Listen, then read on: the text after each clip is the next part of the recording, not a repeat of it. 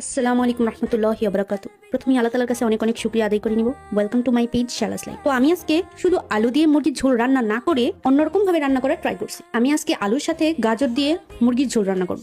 সেই জন্য প্রথমে গাজর আর আলুগুলোকে ভালো করে ভেজে নিস, তারপর মুরগিটাকে হলুদ মরিচ ছাড়া ভালো করে ভেজে নিস, তারপর ওই তেলেই পেঁয়াজ ভেজে এটার মধ্যে হলুদ মরিচ আদা রসুন পেস্ট পর্যাপ্ত পরিমাণ লবণ আর ধনিয়ার গুঁড়া দিয়ে ভালো করে কষাই নিয়েছি। তারপর আগে থেকে ভেজে রাখা মাংসগুলোকে দিয়ে দিছি, ভালো মতো কষাই নিয়েছি।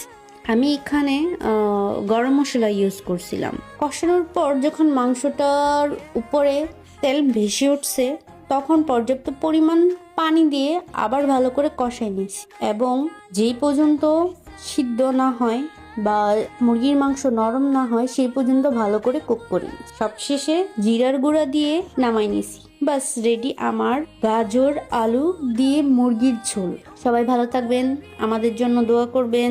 আল্লাহ হাফেজ, আসসালামু আলাইকুম।